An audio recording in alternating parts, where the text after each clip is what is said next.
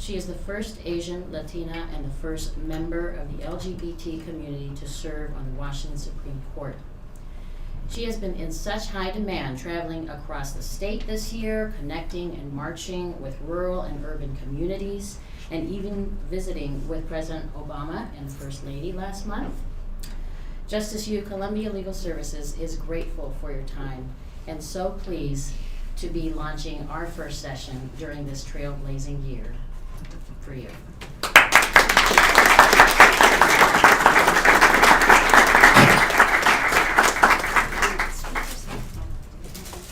Do they need to have a microphone or the speakers? There's just the one. Okay, there's just the one.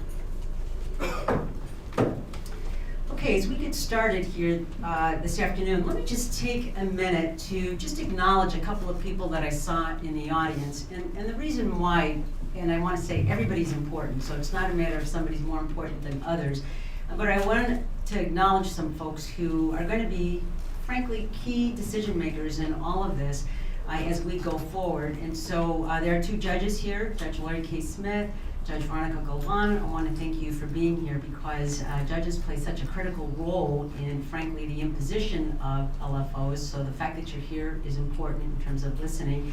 I want to acknowledge Representative Phyllis Gutierrez-Kinney, who doesn't have to do anything anymore, and she still does. So her presence and influence is always important. And then last but not least, I want to acknowledge the presence of Councilmember Larry Gossett, who continues to be a strong advocate for civil rights and issues like this that really impact those in the criminal justice system. So thank you for taking the time to be here with us. So let's go right to this. You heard two people on the video introduce themselves in the sense of you got an introduction to Vanessa Hernandez, who's a staff attorney at the ACLU, and also Nick Allen, who's a staff attorney at Columbia Legal Services. You also have a bio in front of you. But I want to take a minute also then to introduce Dr. Alexis Harris, who's an associate professor of sociology at the University of Washington, and you have a summary bio there. Let me say one thing about Dr. Harris is, as you know, in the academy, it's often hard to get traction on these kind of issues, but Dr. Harris has been able to do so. And she has collaborated with the courts for years on this topic, so it's wonderful to have her here. She's getting ready to publish a book, so look for that on an issue that, again, needs some attention, and that's going to be on these financial obligations. So let's start off with the question. Dr. Harris, I know that we've been talking about LFOs for the last few minutes in this film, but take a minute and tell us, what really are legal financial obligations? Are they fines, sanctions? I mean, what really are they? So legal financial obligations or monetary sanctions, LFOs, whatever you want to refer to them as. They're fines. So fines can be, or are monetary sanctions that are related to the specific offense that someone is convicted of. So a range of a dollar amount for, say, murder or robbery. So that's a fine.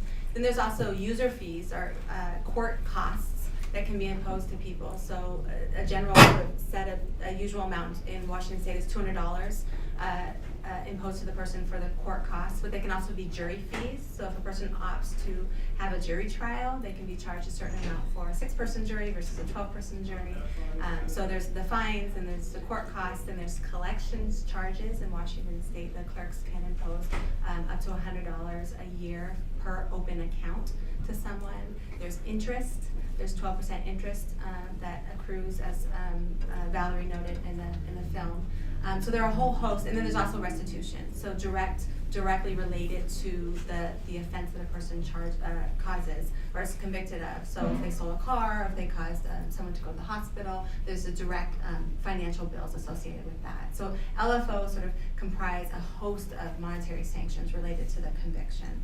It's also important to note in other states there's also surcharges that are added, and some of these, so if you're sentenced to, say, $1,000, Arizona imposes an additional 83% surcharge, and some of that's not even related to criminal conduct. So they have a 10% of that 83% is for a clean elections campaign. So if a candidate is running for election, they can apply for this pot of money. Other states impose surcharges related to retirement funds for judges. So it's a very surprising system that exists that people just aren't aware of. Okay, hang on to that microphone. What's the average LFO imposed in the state of In Washington? the state of Washington, based on 2004 data that we analyzed statistically, it was about $1,300. A non-restitution, so $1,300. The mandatory minimum is $600 in Washington states, but some counties averaged in that data set up to $2,200 per felony conviction. Okay, you said mandatory, so let me ask, do judges have to impose LFOs? So in Washington State, in the RCW, there's a $500 victim penalty assessment that is assessed to, that shall be assessed to every person convicted of a felony, so $500. And then there's a $100 DNA collection fee. And my research is based on 5 counties, observations and interviews and statistical data from 5 counties in Washington State. And it varied the extent to which judges considered what was mandatory and not mandatory. And also the DNA charge. So I've seen judges someone who had a prior felony conviction and was charged that DNA charge, judges would impose the DNA fee again. Maybe thinking that their DNA had changed, I'm not quite sure. But so the people are being hit multiple times with multiple fees and user fees. Okay, so Vanessa or Nick, let me just pose this policy question. If you can't impose a fine, what else do you do? I mean, what is a judge supposed to do? Well, I think the judge could start by offering alternatives to incarceration. There's a U.S. Supreme Court case, Bearden v. Georgia, that says you can't incarcerate someone for failing to pay legal financial obligations if it's due solely to indigency. So if you can see that down the line, that somebody is not going to have the ability to pay LFOs, it's probably in the best interest of the court to create alternatives such as community service or simply just waive the fine so that it doesn't cost the court and taxpayers money down the line. I'd also say that it's really important to keep in mind the purposes for the different types of LFOs. I mean, Dr. Harris touched on it already. You have a fine, right, which is meant to be punishment for the crime. But what we often see is that fines are imposed on top of jail time or probation or additional penalties. And then in addition to fines, you see so many people getting imposed assessments which are meant to fund other parts of the criminal justice system or the costs of running the criminal justice system. Witness fees, extradition fees, the cost of your public defender, the cost of jail time. And all of those things serve very different purposes. So I think it's important to treat those types of things differently. Obviously, if a fine is a meaningful and proportional punishment for someone, then it's within the judge's discretion to do that. But so many LFOs bear no real relationship to punishment. The real purpose of those seems to be to fund the criminal justice system. And that's a pretty difficult thing to do on the backs of people who are already indigent and already struggling. So let me just ask a question, just because as a trial court judge, and I had to impose fines or sanctions or something at sentencing, but my understanding was the only mandatory financial obligation really is restitution, the victim's penalty, and the DNA. Is that correct? Yes. That's correct. And restitution isn't even mandatory in every case. Restitution is actually only mandatory in felony cases, but in misdemeanor cases, the court can choose to impose it or not. What we see, though, is that in a lot of counties, judges just assume that all of these LFOs should be imposed because that's the way it's always been done. And so cost of incarceration, cost of your public defender, those things get treated as if they're mandatory and imposed on everyone without any real thought for what the impact's going to be. Can one of you explain interest? How does that all work? So interest you don't accrue interest upon interest, but interest is imposed on the principal amount that's assessed. So if you're assessed $600 from the day of sentencing, that 12% interest begins to accrue. And so what happens is when someone makes a monthly payment, that payment goes towards the principal. And once the principal is paid off, then your payments go towards the interest. In some counties, the clerk's offices, or if the defendant petitions the court, some counties will waive the accrued interest if the principal's paid off in full. And let me ask this, do courts often, are they the ones who collect this, or do they hire somebody else to do this? Well, it can happen a couple of ways. So, generally, clerk's offices in the county where the conviction occurred are responsible for collecting the legal financial obligations. But legal financial obligations can also, counties and cities can also contract with collection agencies.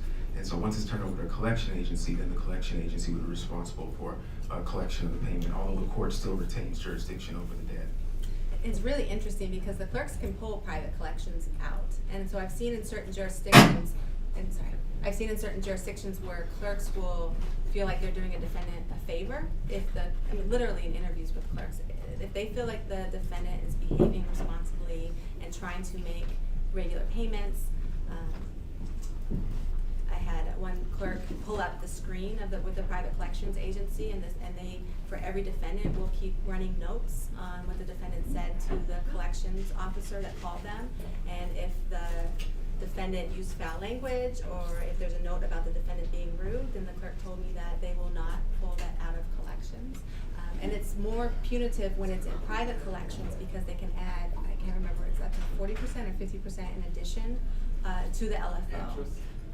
In addition, collection charges on the LFO. So in some counties, it's used as an additional punishment tool to sort of manage the defendant's lives and their behavior.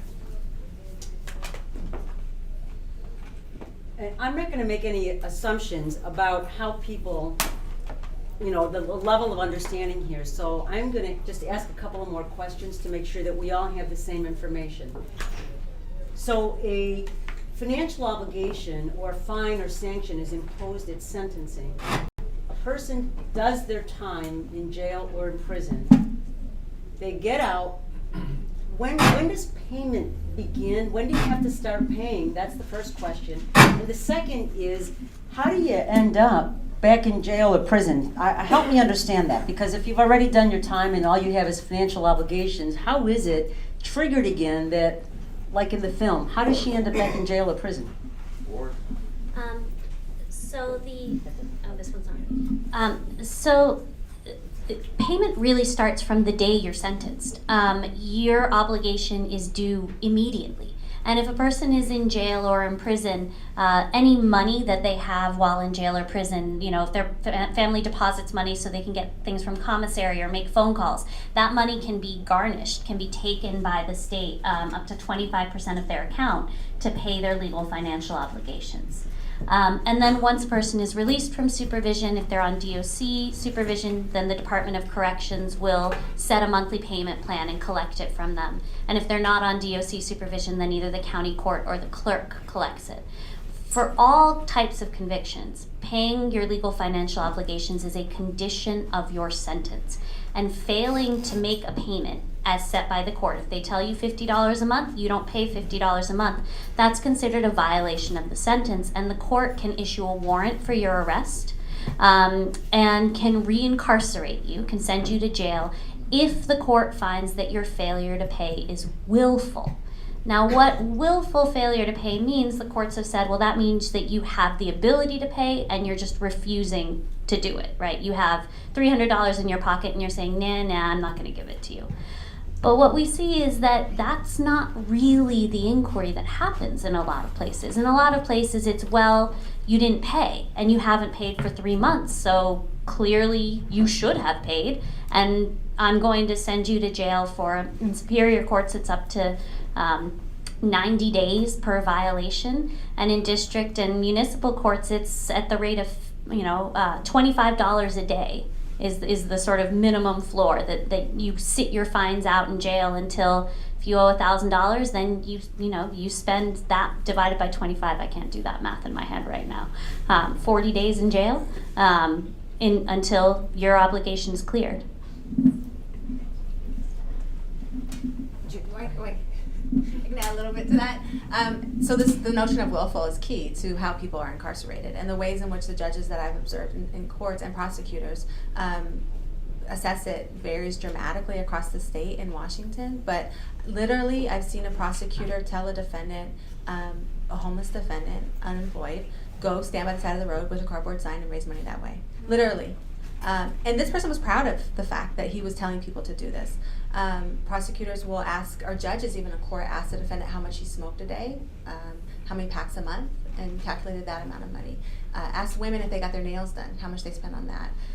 Sometimes I've seen people ask about tattoos. How much did you spend on your tattoo? To try and show that there's some type of extra money that the defendants have that they're not using towards their LFOs. So it becomes this punishment process that sort of scours the bodies of individuals to assess their sort of commitment to showing their remorse and their accountability for their offending.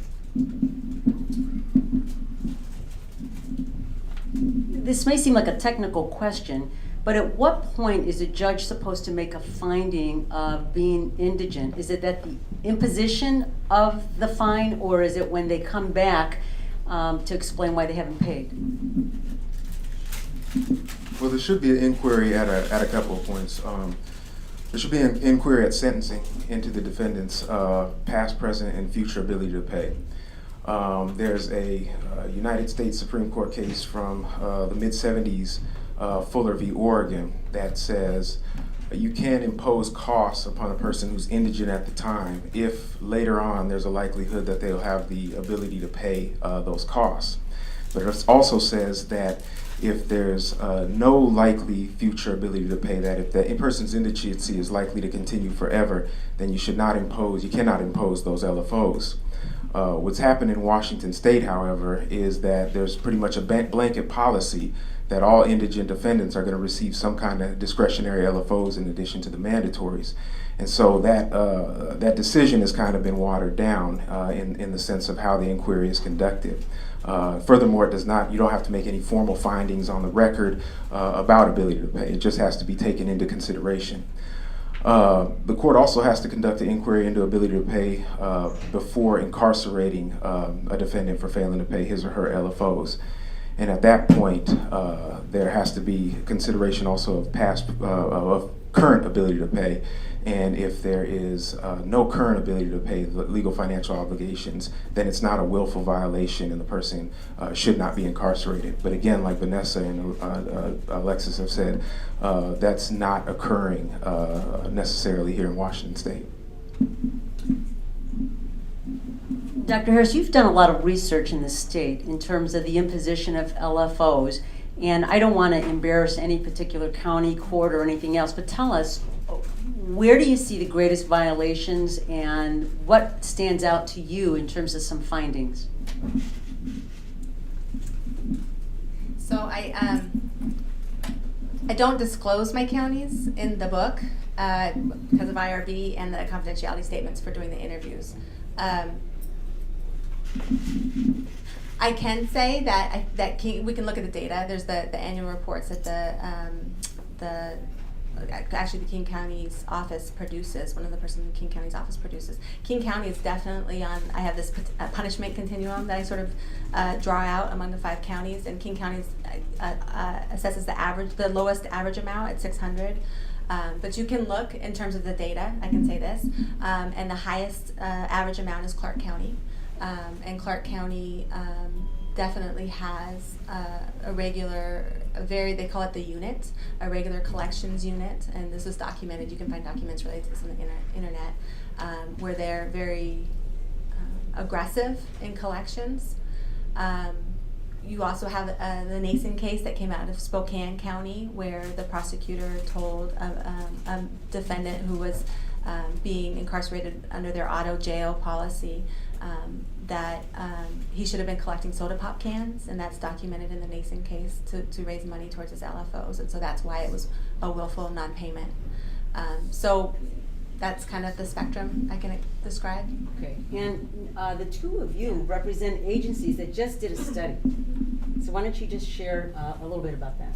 Yeah, sure. So the CLS and the ACLU of Washington both have been working on legal financial obligation issues for a number of years, and we have begun to track correspondence from individuals who are contacting us. Both organizations looked at people who are coming through the LFO clinic, and we started to look at conducted a statewide investigation into LFO policies and practices with a focus on 4 counties throughout the state, which were Clark County, Clallam County, Thurston County, and Benton County, all for different reasons. So, for instance, in Thurston County, we had heard from public defenders that courts were ordering defendants to use their public benefits, including VA disability benefits, SSI, to pay their legal financial obligations, even though those monies are exempt from execution, levy, attachment.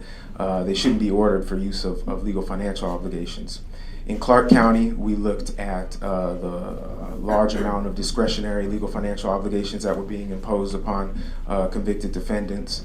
In Clallam County, we looked at the district court because they were not offering alternatives to incarceration. They had ended their community service program for indigent defendants coming through on review at their show cause hearings. And then in Benton County, we looked at a wide variety of issues, all the above from the other counties. In addition, right to counsel issues. You have a right to counsel at your show cause hearing if you fail to pay your legal financial obligations, and jail time could immediately be imposed. And we saw that this was not happening on a regular basis down in Benton County.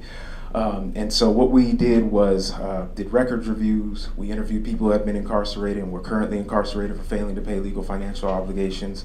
We conducted court observations, and we put our findings into a report entitled Modern Day Debtors Prisons. And we conducted follow-up with each of the counties. 3 of the 4 counties were open to our suggestions and have committed to making some changes, implementing some changes to lessen or eliminate the burden on indigent defendants, while one of the counties has been unresponsive to our findings and our suggestions. And so we will continue to monitor those counties that have made commitments to making changes, and also monitor the one that has not made any changes, and come up with solutions to that issue. Let me shift for a minute to the individual. So what kind of advice would you provide to somebody? And again, I think probably you have a lot of service providers here. What do you say to somebody who has financial obligations, you know that they can't pay them, they're working to pay off child support and some other things? What kind of advice can you give to them? You know, it's hard to give people good advice about this, because in some ways it seems like the system asks people to make almost Herculean efforts, right? And so what we as advocates have to advise people is, you know, at this point the standards are really high for people who lack ability to pay, to make sure that they are avoiding the sanctions. The first thing we have to advise people is just what the consequences are for not paying your LFOs, making sure that people understand that if you miss a payment, you could have a warrant issued for your arrest, you could be brought back to court for a show cause hearing, you could be incarcerated. A piece of advice I have to give really frequently to individuals that frustrates me to have to give folks is that you are never going to be eligible to vacate or seal your records and move beyond your criminal conviction unless your LFOs are fully paid. And in fact, the waiting periods for vacating records, which can be 5 to 10 years, those wait periods don't even start until you're done paying your LFOs. So if it takes you 15 years to pay your LFOs off, you've got an additional 10 years to wait before you can vacate your record and move beyond your conviction history. I always advise people to be really careful in documenting their income, to show where their money comes from, where it goes, how much they're paying for child support, for educational debt, for medical debt, for other types of expenses, and to have that information available to them anytime they're talking to the court, talking to the clerks, talking to anyone else. And then obviously to use the services of fantastic advocates like Nick and the volunteer attorneys who work with CLS and the ACLU on legal financial obligations issues, to make sure that people are protecting themselves through this process. What I would add to that is it's a good point Vanessa makes about tracking your financial history and your financial circumstances, because the way it's set up here in Washington State, the burden to prove that your failure to pay was not willful rests with the defendant. And to meet that burden, you cannot simply plead poverty in general. And so you can't go before the court and say, Your Honor, I just am too poor to pay. You're going to have to produce some kind of evidence in order to prove that you don't have the ability to pay and should not be incarcerated. So that's just an added reason why it's important to keep track of financial circumstances so that can be presented to the court at any given moment. So this is a twofold question, and you can decide who would like to answer it. So could you go back into court and ask for some of that obligation to be waived, forgiven, recalculated? I mean, can you go back in and have that number changed once you have some proof? And then second, and again, decide among yourselves, what's connected to a legal financial obligation? Do you lose your civil rights? Can you vote? Can you sit on a jury?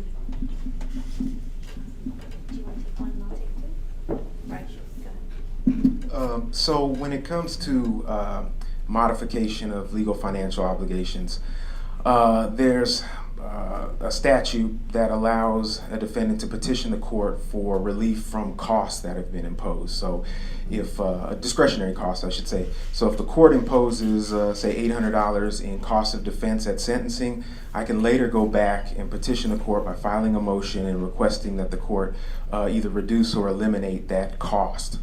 The problem with the process for doing that is that I have to prove that the costs that were imposed create a manifest hardship for either me or my family. And proving manifest hardship, I've yet to see anybody that's gone through the court and been able to prove that. So it's a very high standard in order to get that taken care of. That adds to the reason why it's probably more important for judges to take a consideration of ability to pay into account at sentencing, because then there's not this burden that hangs over the defendant after the fact once it's been imposed. Restitution cannot be modified based on ability to pay. That's always going to be in place, that amount. It can be modified as to terms, amount, and conditions, but it's not going to be related to ability to pay. I think that, and in mandatory LFOs, there's kind of differing opinions as to whether whether courts have the authority to waive or reduce mandatory legal financial obligations. But what we've seen in most counties is once those the mandatories that are imposed generally do not go away either. Can I just, here being shy, because you also advocated and for the changes of the cost of interest while incarcerated? Well, yeah, that would be in. So when it comes to interest relief, there's some options as well. The interest that's accrued on legal financial obligations, again, the responsibility is on the defendant to go before the court, file a motion, and ask for relief from the interest that's accrued.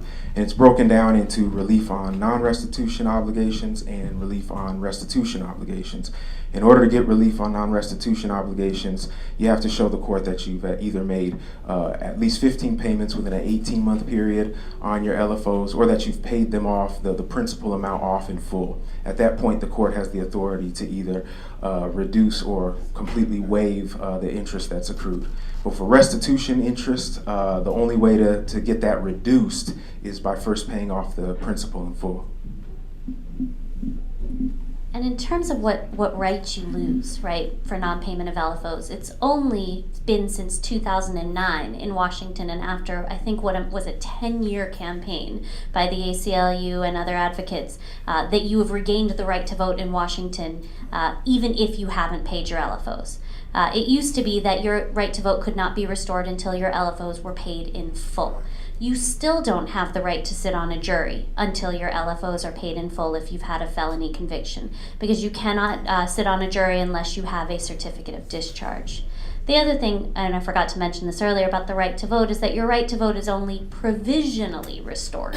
And so if you have willfully failed to make LFO payments, the clerk of the court can actually petition to have your right to vote revoked from you and taken back away. We haven't seen that happening yet, but that is an option that's available. And you don't have the right to vacate your conviction even if you've been crime-free for a number of years. And also, the collection system itself almost functions like a form of supervision, right? So you have to keep the clerk and the court aware of your current address, of every change of employment, of all of your expenses, of all of your income. You have this constant scrutiny of how it is you are spending your money, where it is you are spending your money, who you are associating with, how much your parents make, how much your sister makes, is anyone going to loan you money?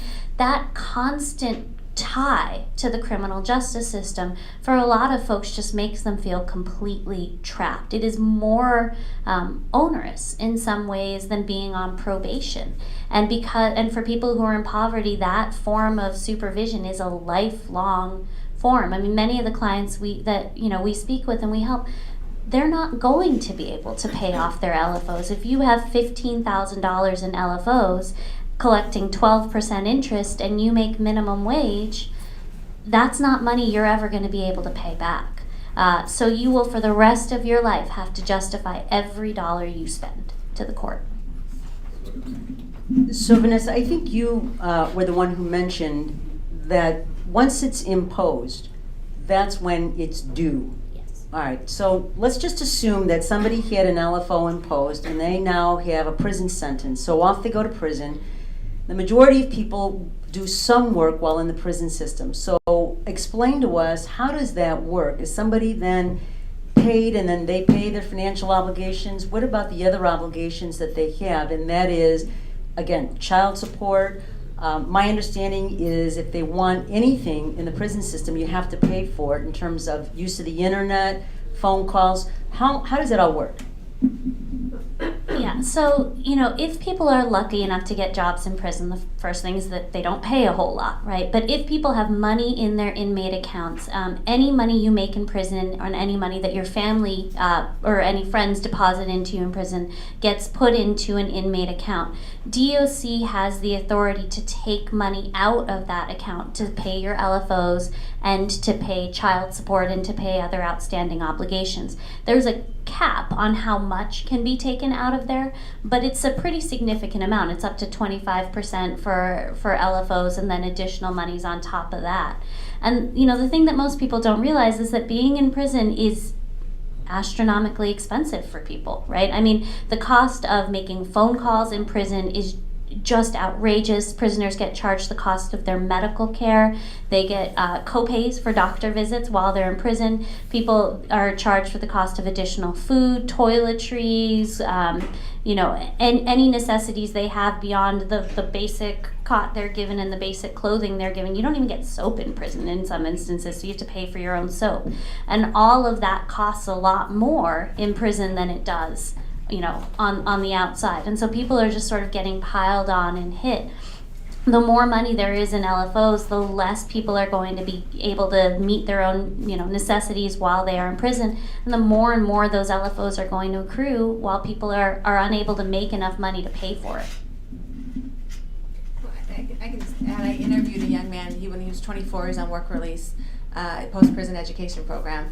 And so he was living in the King County Jail, awaiting to be released after his work release program was up. He had been living in DOC, the Washington State Department of Corrections, since he was 16, because he was declined and transferred. But he said since 12 he had been in and out of juvie and things. And that's exactly what he said. It was like, he said he was a growing boy, literally, in prison, and he had to supplement his meat for his meals because he was always hungry. He needed toothpaste, he needed soap. And it was really interesting when I started asking him about, do other people talk about it? He said, of course, this is all we talk about. Before we are when we're thinking about being released, we worry about our LFOs. So I think it's in addition to this economic burden and sort of being tethered to the system and having to regularly report, it's important to remember the emotional strain that this causes people, the stress that he wanted to be a productive citizen. In fact, he wanted to come to the University of Washington and play football. He had these dreams of doing that.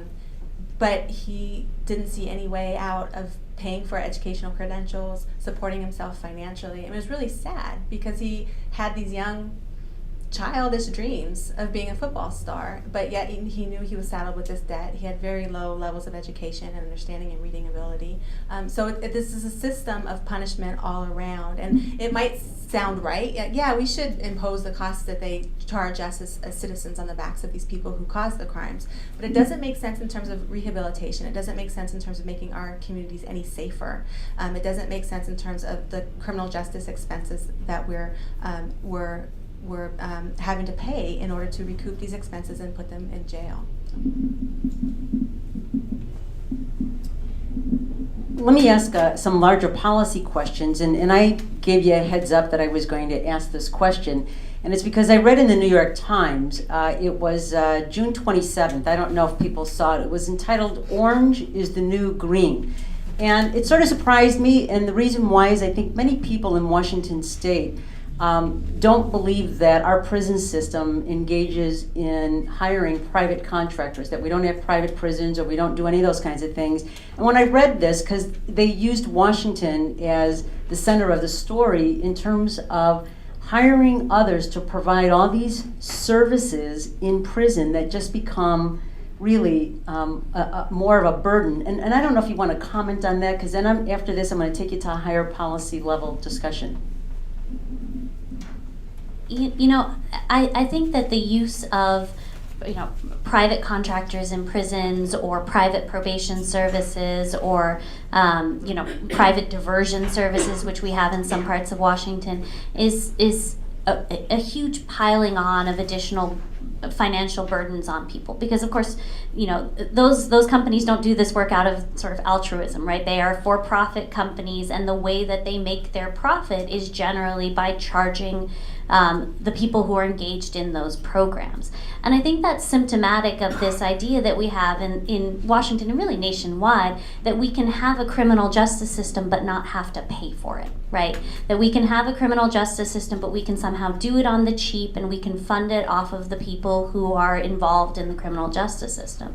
And I think what our LFO system shows is that is a false promise, that you cannot fund the criminal justice system, you cannot fund these private companies and have them turn a profit off of the people who are involved in the criminal justice system. If we want this system for public safety, for rehabilitation purposes, then we as a society have to commit to paying for it. And to absorbing those costs on our own. And I know that's sort of tough medicine to hear, but I think that is true. And I think part of why we are in this situation now is this idea that we don't have to pay for it. I would just add quickly, I think it speaks to a bigger picture when Vanessa says, we have to fund the criminal justice system and not on the backs of poor. I think it takes it to a higher level discussion about why are 80 to 90% of the people coming through our criminal justice system indigent. I don't think that the policies necessarily take that reality into account. If that was not the case, then we probably would have a criminal justice system that could be funded. But if you start off with the premise that everybody coming through the system is too poor to pay, is indigent, comes from, has backgrounds that contribute to them being in some cases unnecessarily incarcerated, then this is the problem that we're going to be left with. I'll add one more thing. This is really the bigger context is the mass incarceration we've been doing since 1974. We've had a 700% increase in the numbers of people who've been incarcerated, and we're imposing this in a disproportionate rate to people of color, black men in particular. 1 in 12 black men lives behind bars, right? And we're doing it disproportionately to Native Americans and Latinos as well. So we've gotten this, we've incarcerated to a point where we can't afford it. Right? And then we're saying, we'll just charge people who are coming through. It just doesn't make sense in the broader picture. We don't need to be putting these many people behind bars. We don't need to be giving out this many felony convictions. But we're doing it to the poorest of the poor in our society, and it's a self-defeating process.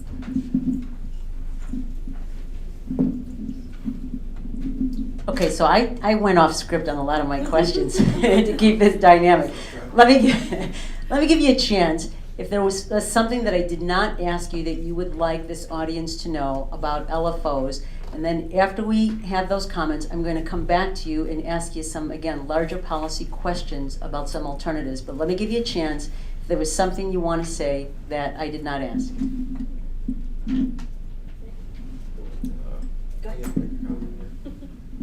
One of the things that I'd like to bring up is the transfer of collections from the Department of Corrections to county clerk's offices. There was a bill back in 2003, Senate Bill 5990, and the intent of that bill was to increase efficiency in legal financial obligation collections and also to increase collections of restitution to victims.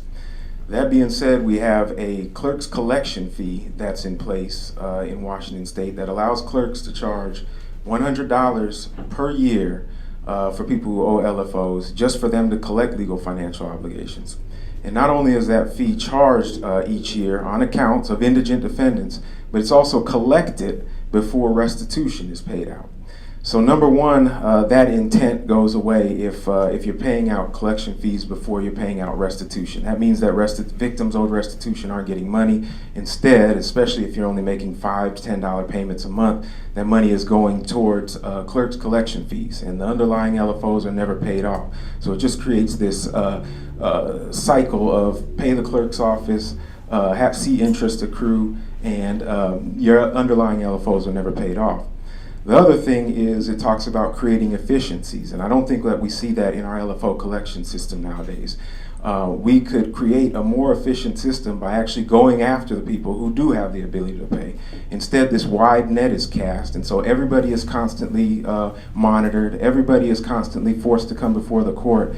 And if clerk's offices, if courts could narrow down who actually does have the ability to pay, I think we could look at more efficient collections and more saving of taxpayer resources. You wouldn't have the judicial time, you wouldn't have the law enforcement time, and you wouldn't have the human costs that are imposed upon people who are too poor to pay. And that means loss of employment opportunities, that means loss of housing opportunities, that means separation from families. These are all the types of things that we saw through our interviews and our reviews of people that have gone through the system and are in this situation. So I think that's an important point to bring up.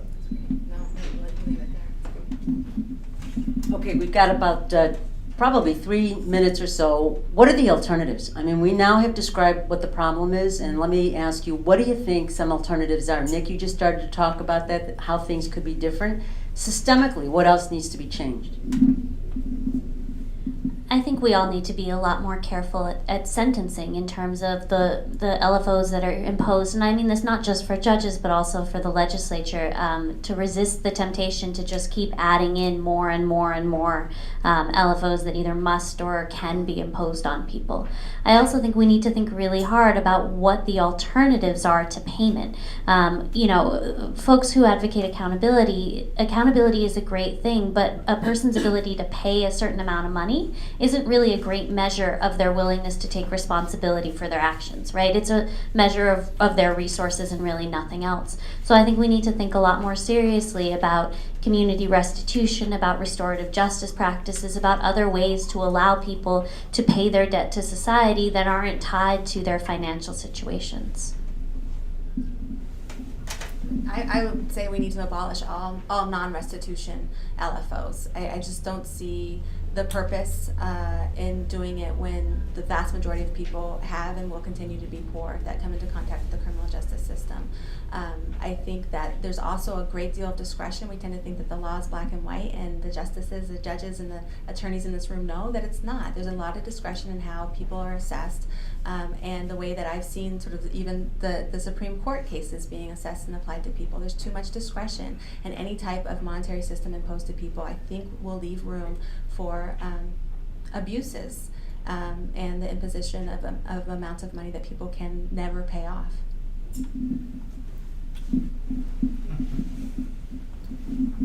All right, so part of what we're going to do is we're going to have an open discussion, but before we move to that, I was able to go off script and ask any kind of question because these are the people who know this topic best, and they are the experts. So let me just ask you if you wouldn't mind acknowledging what they've given us already.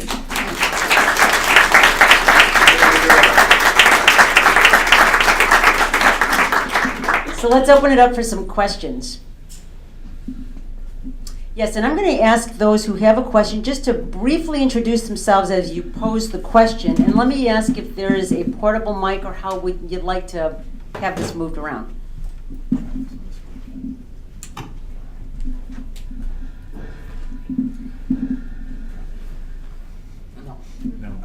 see how far this goes. All right. My name is Larry Gossett, and I'm a member of the King County Council. I would first like to say that both Dr. Harris and Nick Allen were interns in my office when they were young students at Notre Dame and the University of Washington. So they were trained really quite well. But my question is, do either any of the three of you know the current amount of money owed by citizens and residents of King County, and about how many residents are represented in that number? Because Alexis, you said of the 5 counties you looked at, the lowest amount of money on average imposed is in King County.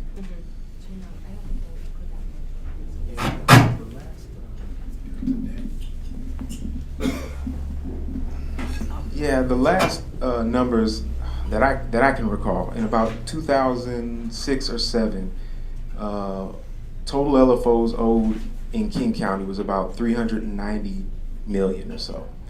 And the last time that I checked on this, it was up around $600 million. And that was probably 2 or 3 years ago. And so I don't know how many open accounts that includes, but you're talking about a jump of 200 million over the course of probably 6 or 7 years. And I know throughout the state of Washington on just Superior Court, legal financial obligations, there's I think about 490,000 open accounts. So there's a lot of LFOs owed out there. Yeah. Yeah. Okay, so 600 million owed in King County, and I do know that in 2011, King County generated 4.7 million. So 4.7 million was recouped out of 600 million owed. Across the state, the average payment amount per year per open account is $65 per person. So the money that is being recouped is being done so by the vast amount of people making the very minimum monthly payments. The other thing I'll add is that those numbers don't even include what's imposed in district and municipal courts, right? And so in King County, I mean, the $600 minimum, no discretionary, that's what happens in King County Superior Court. Right. But in district and municipal courts, I mean, I've seen in a King County, in a municipal court in King County, I've seen people getting $500 in discretionary LFOs on misdemeanor charges. In addition to, $100 in fines and a year of probation. So, the picture really varies, not just county by county, but court by court sometimes. Thank you. So, my name's Travis Stearns. I'm a public defender, and I'm never going to get the mic close enough to my mouth. So, one of the questions that I have, Dr. Harris especially, is you talked about not touching restitution, but when I hear that none of these fees are collected ever, I've got to figure there's a better way to find restitution than imposing it on people in a hearing where all we're going to be doing is collecting court costs anyway. And it just strikes me that we never talk about restitution as outside of the LFOs. God forbid we ever talk about restitution. But it seems like there's got to be a better way than imposing restitution that we know is never going to be collected.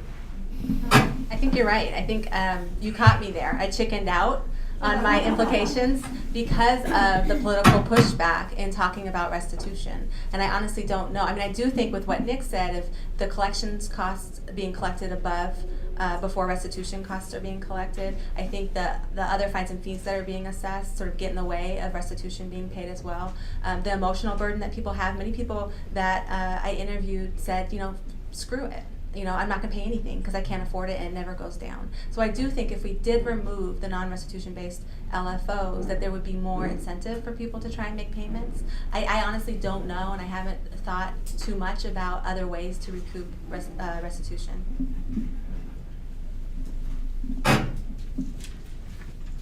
Other questions? Let me, without wanting to put the judges necessarily on the spot, but there is one judge who probably has a lot of information about district and municipal courts. Is there pressure from your governing agencies for you to impose the fines as a source of capturing revenue for courts?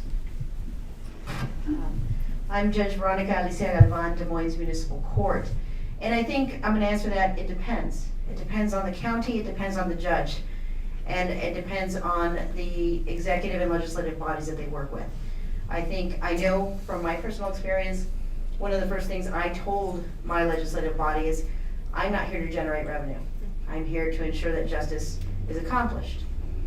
However, as a judge, I consider myself a steward of the public's resources. I consider, for example, the idea that I can punish somebody through the use of jail a resource. And as somebody who knows how to do math, I also understand that putting somebody in jail for $100 a day and not getting the $25, I'm now losing $125 a day instead of the original $25. I also did a study in my own court. When I first was appointed 7 years ago, we had an average daily population in the jail of 17.5 people. Right now we have 7. But part of that is because we are using alternatives. And what that's resulted in is, I don't count revenue because I don't want to know, but I do know how much we've saved the executive in other areas. And so I think that when you look at municipalities and districts, you have to do everything from a cost-benefit analysis. And if you can show that the monies that you are using to try to collect these fees are actually costing you more than the fees themselves, I think that's an easier sell. The idea of punishment, there are other things. Community restitution, I don't call it community service. If I feel it's supposed to be a form of quote-unquote punishment, you've committed a crime against the community, and that restitution should be owed to the community through some type of service if you cannot afford it. I don't engage a lot in, and I try to convince my colleagues that if you find somebody indigent, or if a state agency has found somebody indigent, this person's collecting TANF or food stamps, there's been a finding by a state agency. Why are you even engaging in this intellectual idea of what they're wearing or what tattoos they have? There's been a finding by a state agency that you should recognize. I think that the larger issue that and how we're going to approach it to our judicial colleagues is not thinking about the larger issue of due process as well, because it seems to me that there's a routine denial of due process to individuals who are imposed these LFOs. And from an ethical perspective, I think, how are we as judges implicated within that if we know what the standards are and we continuously refuse to engage in them? So I think that that is a larger question that the judiciary is also going to have to wrestle with. But I do know that a lot of my colleagues do indeed feel pressured from their executive and legislative branches to generate revenue. We have a question from Twitter. Yes, you're that technologically savvy. Is there any research on LFOs and recidivism? Yes, recidivism. Oh. What's the relationship? You want to repeat the question then for? So the Twitter question was, has there been any research that has examined the relationship between LFO debt and recidivism, so the rate at which people recommit offenses?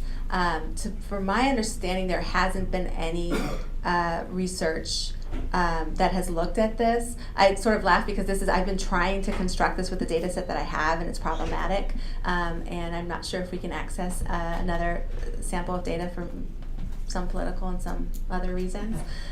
So to my knowledge, no. So it's all basically qualitative information from interviews that I have where people suggest that someone, so they make jokes like, well, maybe I should just go rob a bank, or maybe I should go back out and sell to make payments, sell some drugs to make payments.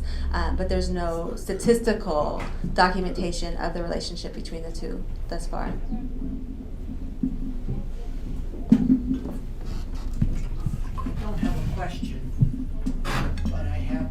I don't have a question, but I would like to make some comments if I could. My name is Dr. Tony Steger. I am a clinical psychotherapist, and I work with chemically dependent and also gambling patients. And we have started in Pierce County a restorative justice program for those people who have a felon and are unable, because they now have a felon, unable to work, unable to hold down a job and deal with their families, and still have these LFOs, okay, and are unable to pay, and it just ruins their whole life. So we've started restorative justice along with the Evergreen Council on Problem Gambling. And I wondered if you had done any research dealing with chemical dependency and with gambling, in which we could put these people who are in jail, okay, and have committed a crime, and many of their crimes deal with chemical dependency and gambling.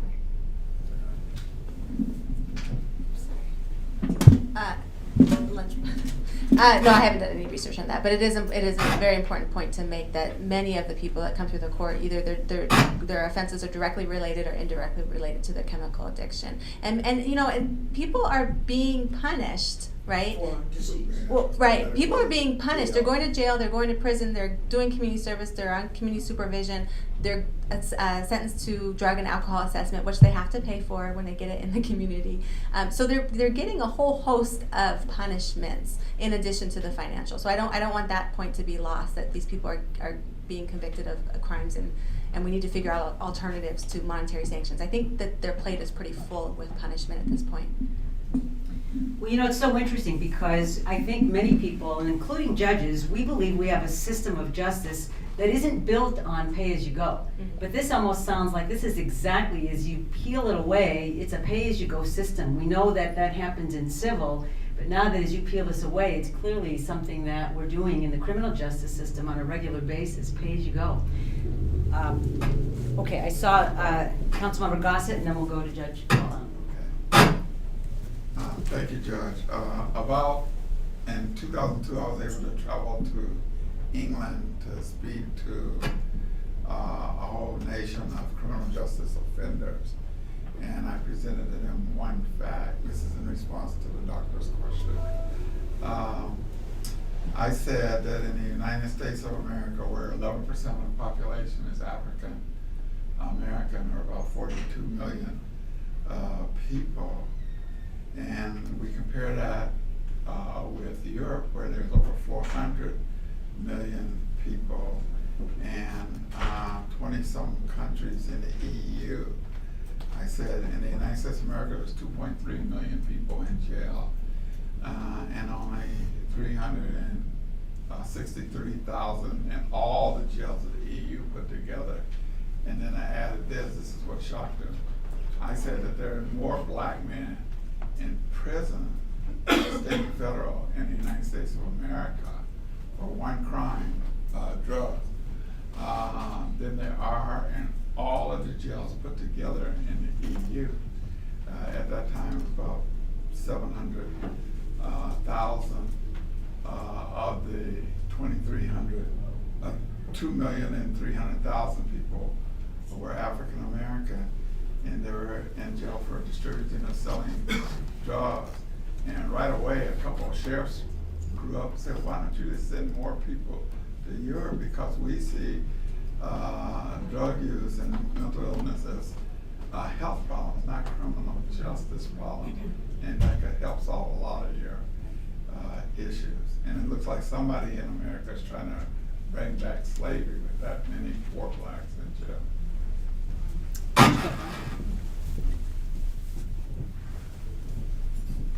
And I know we're talking about felonies, but I want to remind people that even misdemeanors, just the conviction itself has a significant impact on people's ability to gain employment, potentially on people's ability to get financial aid, potentially on any type of social upward mobility. So the conviction in and of itself is a punishment. And I think sometimes we as judges, we as attorneys, we as people who are participating in that legal system forget that having this is your permanent record that they talked about in school all the time. It's going to go on your permanent record. Guess what? That record is permanent now. Even if it's later on taken away by a court order, Google it, you could probably still find it. So these are things that we need to be aware of, that the conviction in and of itself is a punishment. What we add above that, if we feel that it's necessary, it is something totally different. But people are being punished for their actions just by, frankly, coming into the criminal justice system in the first place.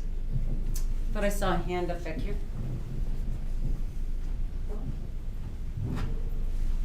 Thank you, Judge. I'm Phyllis Gutierrez Kenny, former legislator, and I'm a vice president now of Seymour Health Systems.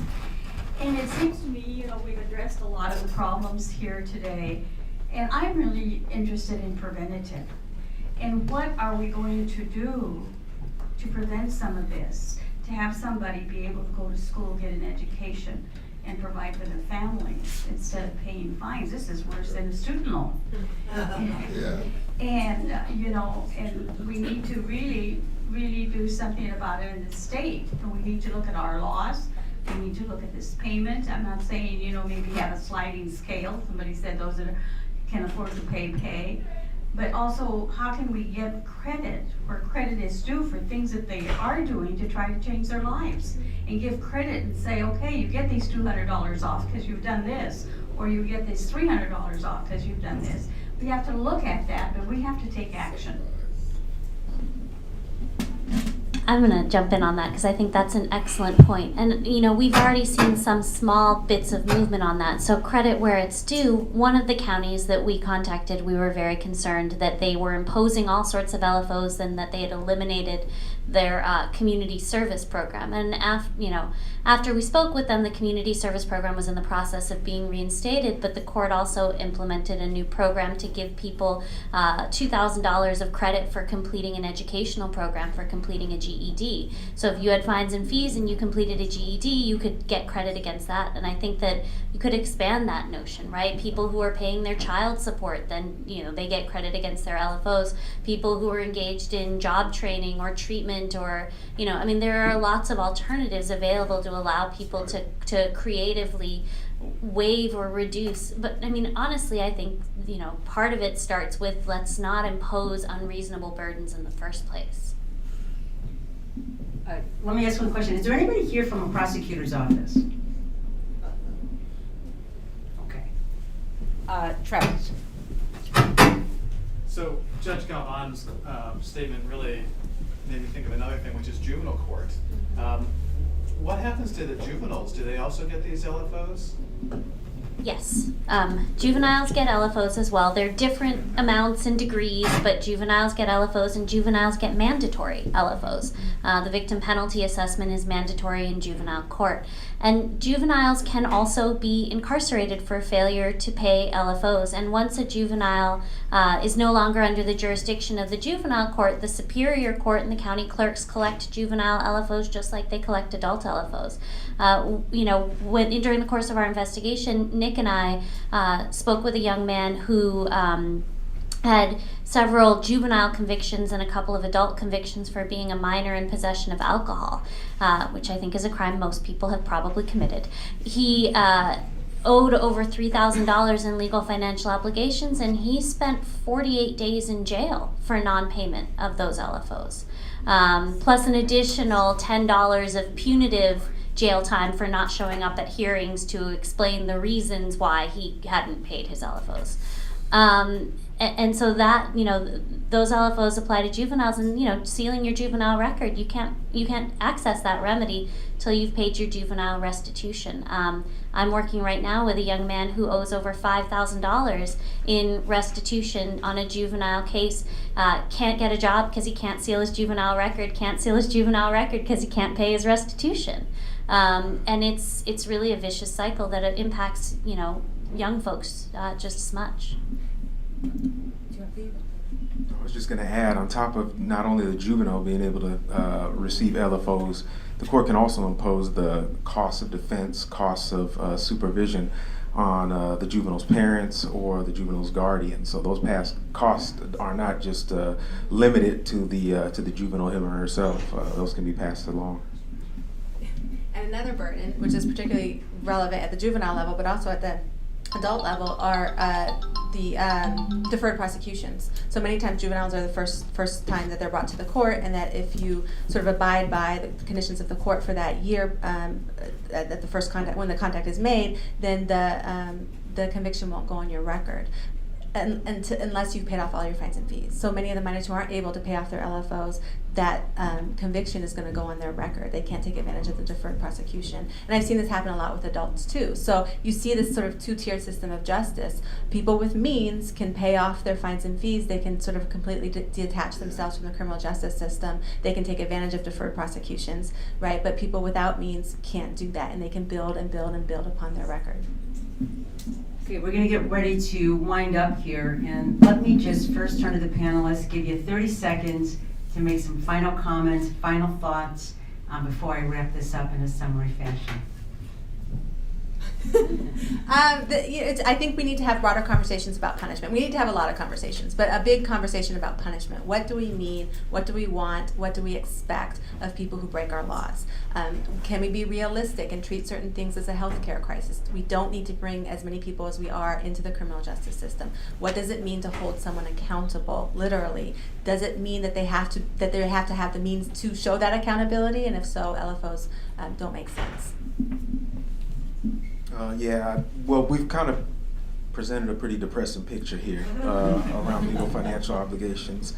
But I do think that there is hope out there, and I, for one, am going to be optimistic, but I think that it has to be attacked from a number of different angles. And so that can be done legislatively. I think we need to increase community outreach and education to those most affected by LFOs. I think that we need to have discussions with the court about creating, court rules, creating standards for courts to be able to understand what they can and cannot do and how they should be looking at legal financial obligations and the population that's coming before their courts. So I think there's a number of different ways to attack this. I don't think one in and of itself is going to do it. I think we need to look at it from a number of different angles and can accomplish some changes by doing that. I'll join Nick in his optimism. I feel like we are right now at the beginning of a really important conversation about these issues, and a conversation that we haven't really been having in as much breadth as we have before. The people are talking about this issue now, and that is a hugely crucial moment. So I would just encourage everybody in this room to keep talking, to keep the pressure on, because this is a system that we have the power to change, and we just need to do it. So let me just begin to very briefly summarize, to the extent that I'm not going to summarize what you've heard. You've heard it, you know it, and it was bleak. But the point of so much of this is, first of all, to educate ourselves, because I think some of us, even in the system, stop thinking about LFOs as something very real. I mean, it just becomes a number, or it becomes something that's a very sort of robotic event at sentencing, and yet it really needs to stop. And the real question of re-entry needs to be wrestled with at every single level is, why is it and what is it that's preventing people from re-entering society after they have served their time or have been held accountable in some fashion? And we really need to take, really, frankly, a hard look at it and not just one at a superficial level. The point of this is to educate ourselves so that you understand, because it's only with your level of comfort being high that you're going to feel comfortable talking to other people and challenging other people to actually change what they're doing. So at this point, I'm going to stop talking. I'm going to thank all of you for being here and thank this panel, and turn it over to someone else who's in charge here.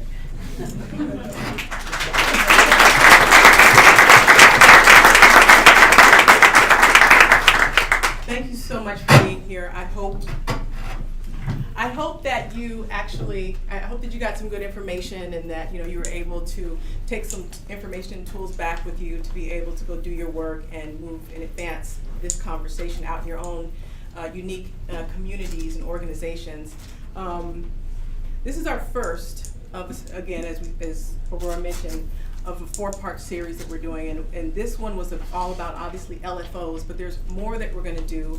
Our next Advocates Lunchbox is unpacking issues surrounding children and youth in Washington State, and that will be coming in a few months down the road as we prepare. So again, thank you so much. And this is just one part of the work that we do. So if you are really committed to supporting this work, one way you can do it is support Columbia Legal Services as we strive to reach a bigger audience and make a bigger impact in this particular area. So you can support Columbia Legal Services.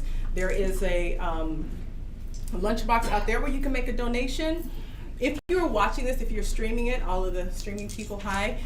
If you're watching it on the Columbia Legal Services website, right there is a green button that says donate. It's right there. So make sure you donate. Or if you're watching on YouTube, you can go to Columbia Legal Services, and again, it's a green button with big blue words that say donate here. So you can do that, and let's see if that's it. Please take